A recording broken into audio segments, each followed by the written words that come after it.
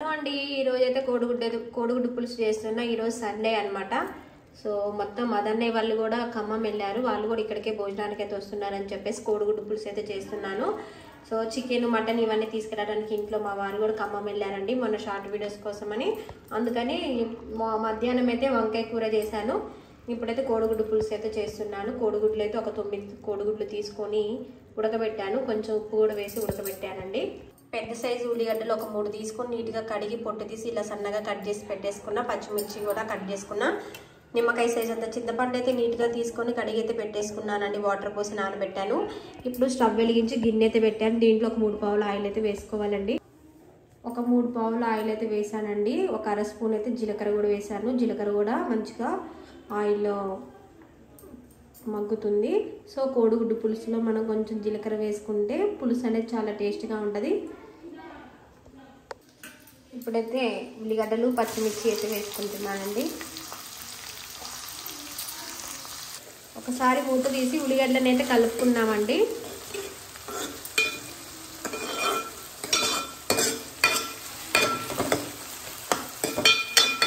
ఉల్లిగడ్డలు నూనెలో మంచిగా మగ్గాలి. కోడిగుడ్లు ఉడికాయండి. స్టవ్ అయితే ఆఫ్ చేశాను. అప్పుడైతే మూత తీసి ఉల్లిగడ్డలు కూడా మంచిగా మగ్గాయండి ఆయిల్లో. ఒకసారి గంటతో కలుపుకోవాలి. సౌండ్ వస్తుంది, ఏమనుకోకండి.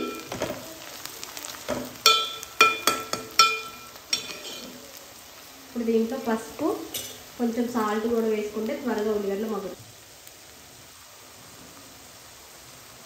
ఒక అర స్పూన్ అయితే పసుపు వేసానండి. అలానే కొంచెం ఉల్లిగడ్డలు మగ్గటం కోసం చిటికెడు సాల్ట్ అయితే వేసాను. వేసుకొని కలుపుకొని మూత పెట్టుకోవాలండి.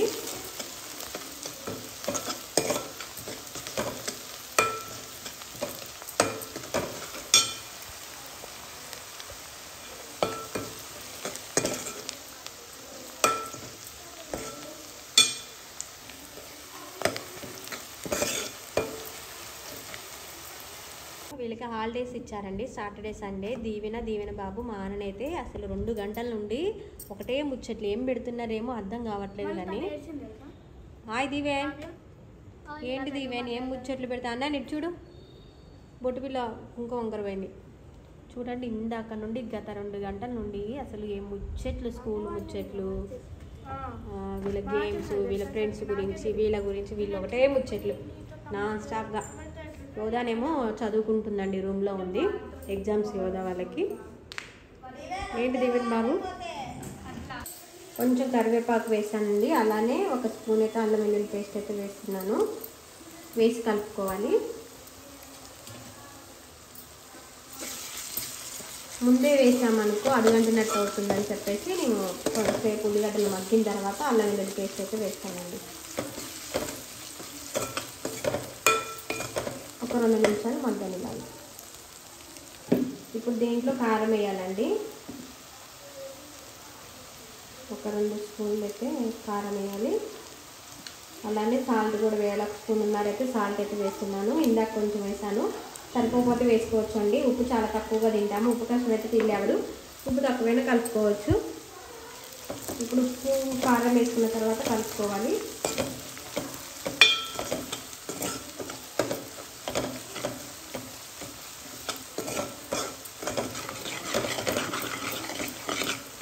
ఒక 2 మినిట్స్ మగ్గిన తర్వాత చింతపండు రసం. ఇప్పుడైతే చింతపండు రసాన్ని అయితే పోసానండి. వీడియో తీసే వాళ్ళు ఎవరు లేరని చెప్పి ఒక చేత్తో వీడియో తీస్తున్నారు, ఒక చేత్తో కూర అయితే చేస్తున్నాను.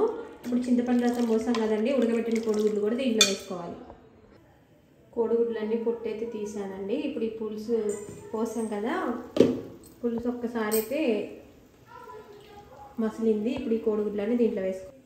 కోడిగుడ్లన్నీ వేసానండి. ఇప్పుడు మూత పెట్టుకొని సన్నటి మంట మీద ఈ కోడిగుడ్డు పులుసు మరిగితే టేస్ట్ ఉంటుంది. ఇదిగో జీలకర్ర, ధనియాలు, మెంతులు లైట్గా వేయించి పొడి చేశానండి.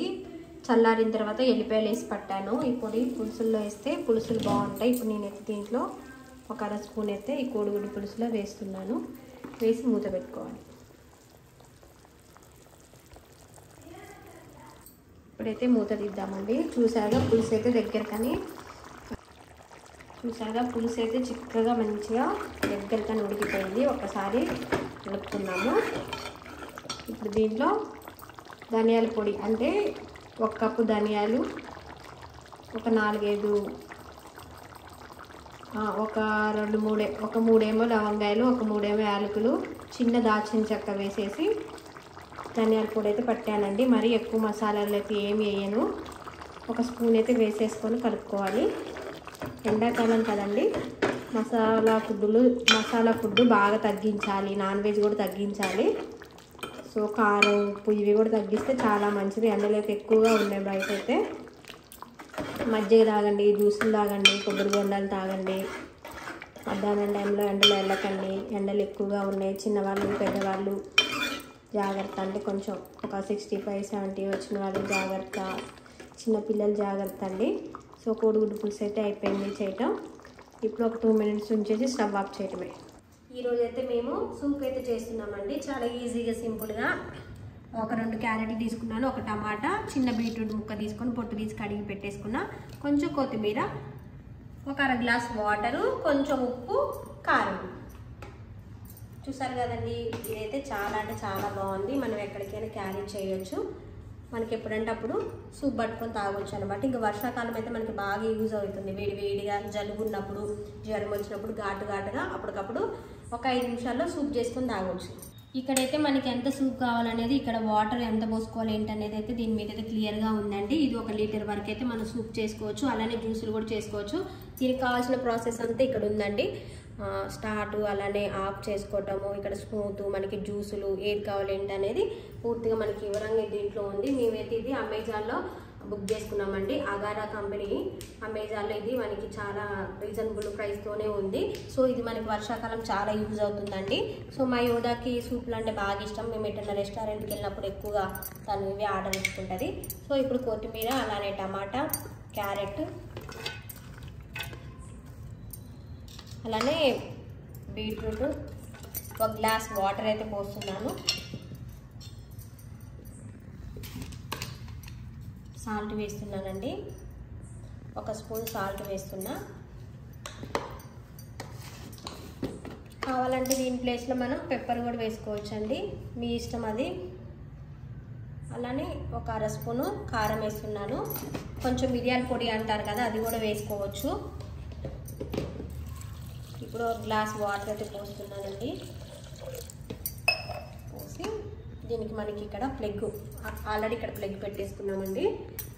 ఇది చూసారా, దీని బ్లెండర్ ఎలా ఉందో ఇలా పెట్టి ఇక్కడ మనం ఓకే ఇప్పుడైతే ప్లగ్ పెట్టామండి. చూసారు కదా, ఇక్కడ మనకి ఆఫ్ ఆన్ అనేది ఉన్నది. స్టార్ట్ చేసే బటన్ని మనకి రెడ్ లైట్ అనేది ఇలా వస్తూ ఉంటుంది. ఇక్కడ స్మూత్ దగ్గరికి రాగానే ఆఫ్ చేయాలి. మోడ్ అనేది స్మూత్లో ఉంది. ఇప్పుడు మనం మిషన్ అనేది స్టార్ట్ చేయాలి. ఇప్పుడు 19 మినిట్స్లో మనకి వేడి సూప్ అనేది వస్తుంది.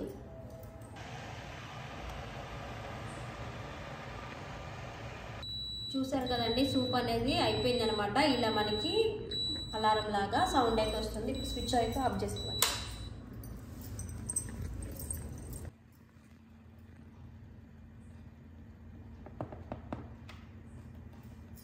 చూసారు కదండి, సూప్ అయితే రెడీ అయిపోయింది. ఇప్పుడు ఇది పక్కన పెట్టుకోవచ్చు. చాలా ఈజీగా, కడగడానికి కూడా చాలా ఈజీగా ఉంది మనకి. ఇంకా దీంట్లో మనం బార్లీ గింజల పౌడర్ వేసుకొని ఈ సూప్ పట్టుకుంటే మనకి చిక్కగా బాగా వస్తుంది అనమాట.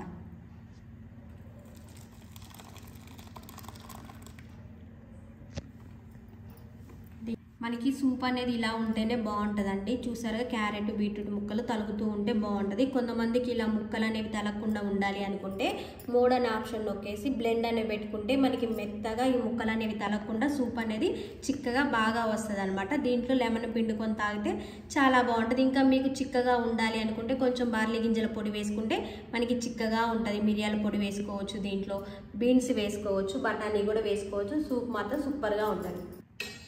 లెమన్ పిండుకొని ఒకసారి ఇలా కలుపుకొని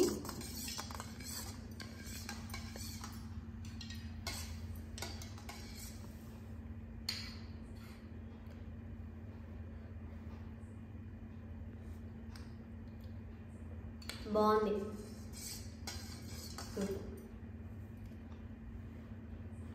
జలుబు చేసినప్పుడు, గొంతుకి ఏమి తినబుద్ధి కానప్పుడు, తాగబుద్ధి కానప్పుడు ఇలా సూప్ చేసుకొని తాగండి, సూపర్గా ఉంటుంది. ఈ ప్రోడక్ట్ అయితే అమెజాన్లో ఉంది.